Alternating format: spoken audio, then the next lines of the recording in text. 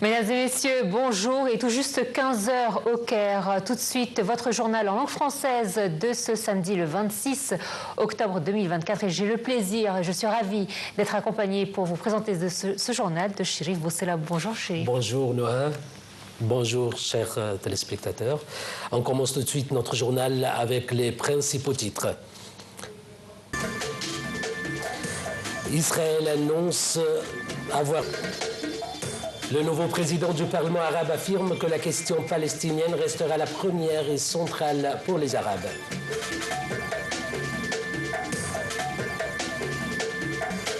Et Dr Moustapha Madbouli remet des contrats pour plusieurs unités résidentielles dans le gouvernorat de Suez.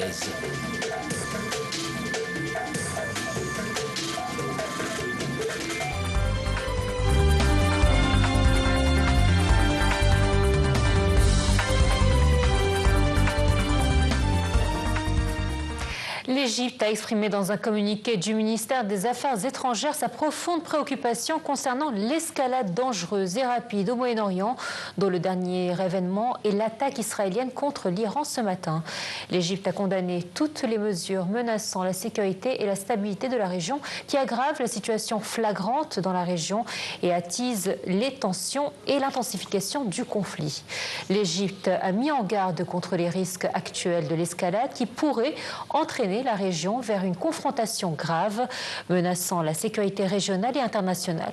Elle a également souligné sa position appelant à un cessez-le-feu rapide à Gaza dans le cadre d'un accord prévoyant la libération des otages et des prisonniers.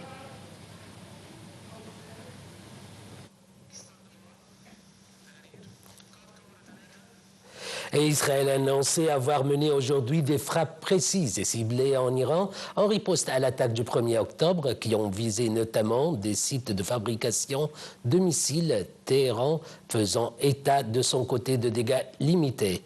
Israël a attaqué des centres militaires dans les provinces de Téhéran et celles de Khouzestan et d'Ilam, ont indiqué les forces de défense aérienne iraniennes. Un commentaire. Le Premier ministre israélien a dirigé samedi une réunion d'évaluation avec les principaux responsables de l'armée et des services de sécurité du pays après le lancement de frappes de précision sur l'Iran. C'est ce qu'a indiqué son porte-parole. Lié à l'Iran, cette attaque. Les avions militaires ont frappé des sites de fabrication de missiles que l'Iran tire sur l'État d'Israël depuis un an. Ces missiles étaient une menace directe et immédiate. Les premières détonations ont retenti principalement à l'ouest de Téhéran, selon l'agence de presse officielle Air Defense, et a sommé Téhéran de cesser ses attaques contre Israël afin que ce cycle...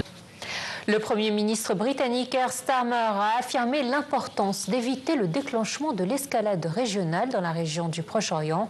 Cette déclaration a eu lieu après les frappes israéliennes sur l'Iran. Starmer a déclaré que l'Iran ne doit pas répondre aux frappes israéliennes.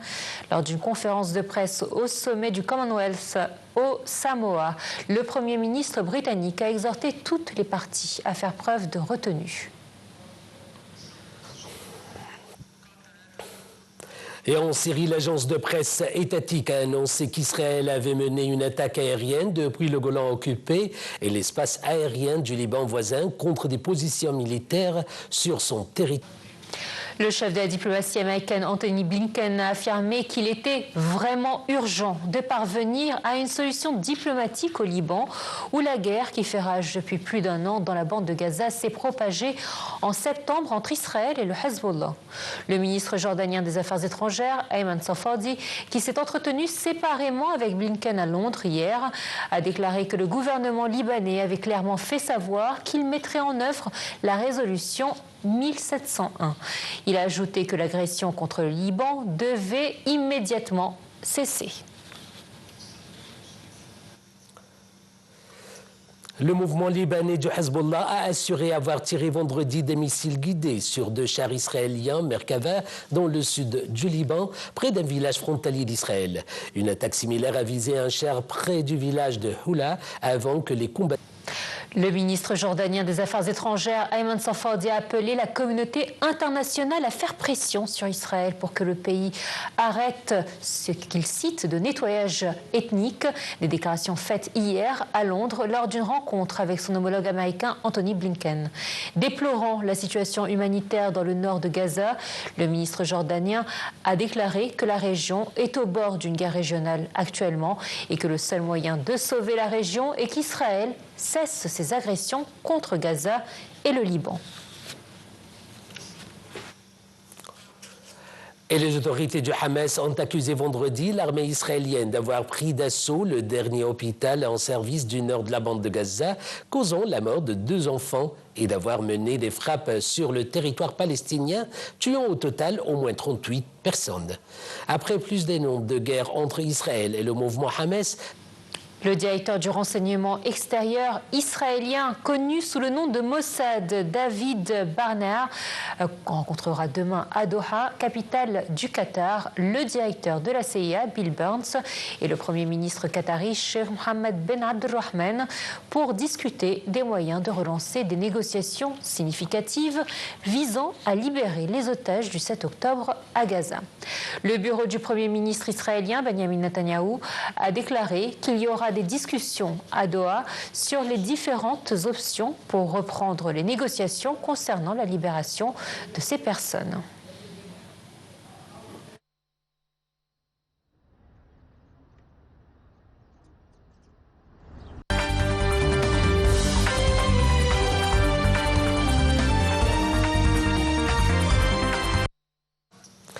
Le ministre des Affaires étrangères, de l'immigration et des affaires des expatriés, Dr Badr Abdelati, a discuté lors d'un appel téléphonique avec son homologue américain, Anthony Blinken, des efforts déployés pour parvenir à un cessez-le-feu immédiat et à une désescalade à Gaza.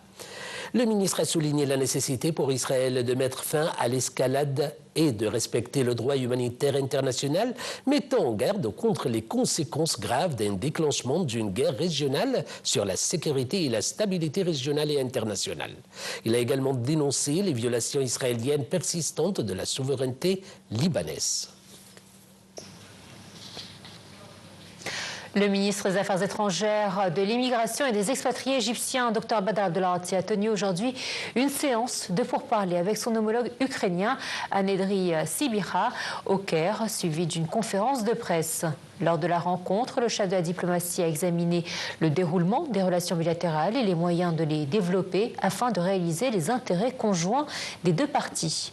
La signature d'un mémorandum d'entente entre les 2 homologues est prévue après la rencontre.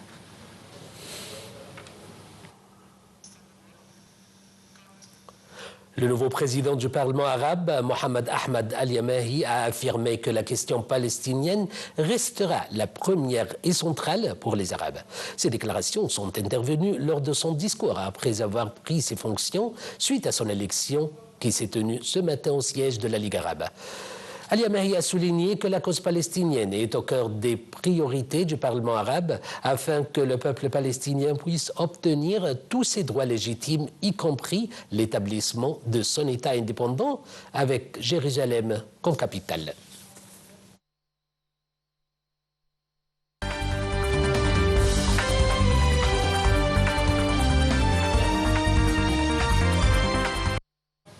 Le Premier ministre Dr Moustapha Madbouli a remis des contrats pour l'acquisition de plusieurs unités résidentielles de la province de Suez dans le cadre de l'initiative de développement des capitales des gouvernorats et des grandes villes d'Ara.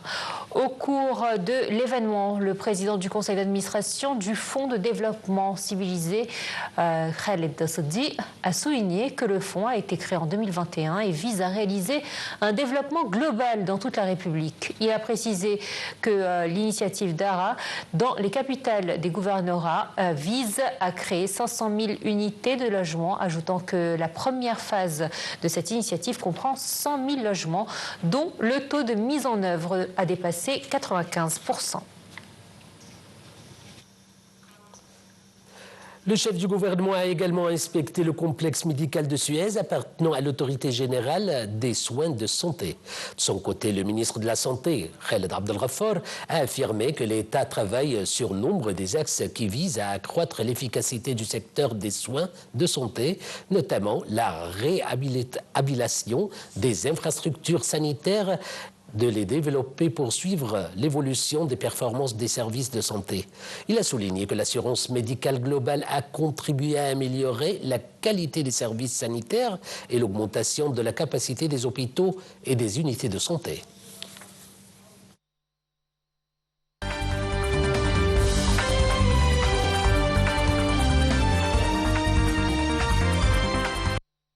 Et à l'international, en Ukraine, précisément, une attaque de missiles russes a tué 2 personnes et un enfant et blessé 19 autres, dont plusieurs mineurs dans la ville. À 10 jours de l'échéance, pas question de relâcher la pression pour les 2 prétendants à la Maison-Blanche, qu'aucun sondage ne parvient à départager. Kamala Harris jouera samedi la carte des Obama à la veille d'un grand rassemblement à New York pour Donald Trump. Selon les sondages, le scrutin du 5 novembre serré à l'extrême pourrait révéler une fracture plus béante que jamais entre les électrices qui penchent traditionnellement du côté démocrate et les hommes davantage conservateurs. Les dernières enquêtes d'opinion montrent toujours les 2 prétendants à la Maison-Blanche dans un mouchoir de poche dans les 7 États pivots qui décideront de la victoire. Ils sont chacun à 48% des intentions de vote selon un sondage. Le président taïwanais Lai Ching-te a affirmé hier que son pays ne cédera pas 1 centimètre de son territoire à l'occasion d'une visite sur les îles Kinmen, situées à seulement 5 km de la ville chinoise de Xiamen. Cette visite avait pour but de célébrer le 75e anniversaire d'une victoire militaire des nationalistes sur les forces communistes. Son déplacement sur les îles Kinmen intervient après des exercices militaires organisés mardi par la Chine et jeudi par Taïwan dans les eaux du détroit de Taïwan, incluant des tirs à munitions réels.